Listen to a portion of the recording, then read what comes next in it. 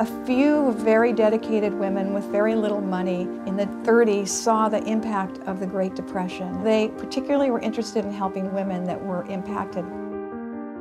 They decided to become official in 1942. They formed with a $5,000 budget, 3 employees and 9 volunteers, and now we have over 200 volunteers, 500 employees and a $44 million budget.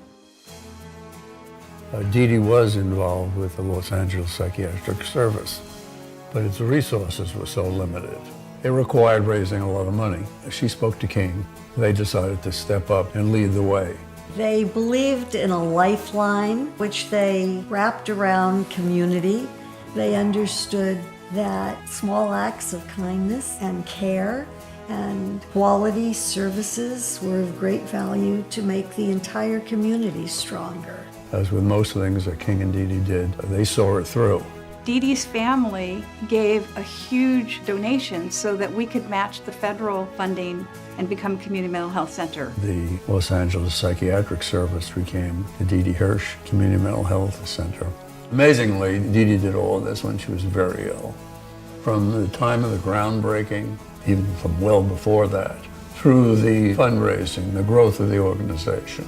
She herself went through great trials and tribulations.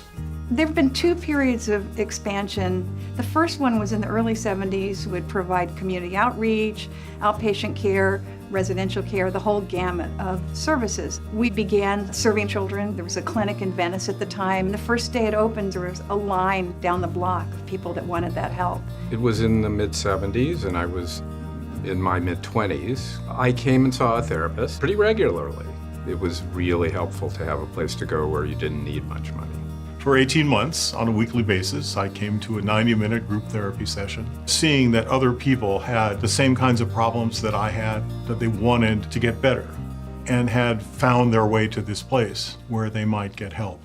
The second phase was in the 90s and into the 21st century, where there were a number of well-established agencies that struggled. Particularly, these were in communities where stigma or poverty limits access. And we stepped in to preserve services. The country's oldest suicide prevention center, located right here in Los Angeles. One night he didn't come home. The watch commander from the Lomita Sheriff's Station came and said, "You better sit down," and told us our son was dead. So that started us off trying to get some help, and our local doctor recommended the Los Angeles Suicide Prevention Center. When our son died, we were not listening to one another.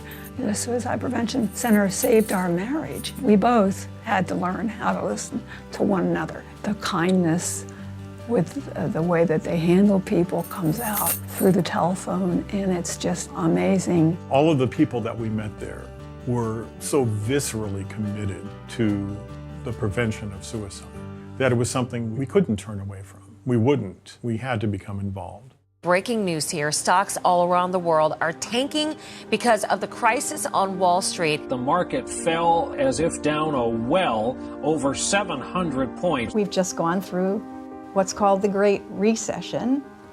The economists say it's over, but it's not over for people living in society. It's not over for people who lost their homes. My housing counselors kept coming to me saying, people want to commit suicide.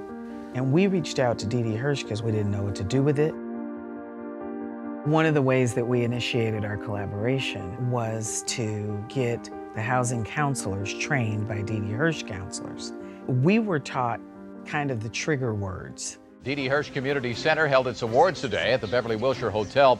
We have 2 events a year. One is called Erasing the Stigma, where we honor people who have helped erase the stigma associated with mental illness. It was a great honor to be the first recipient of the Didi Hirsch Annual Leadership Award. When I first started acting, I was told not to talk about being manic depressive because producers wouldn't hire me because they would think I would go crazy on the set.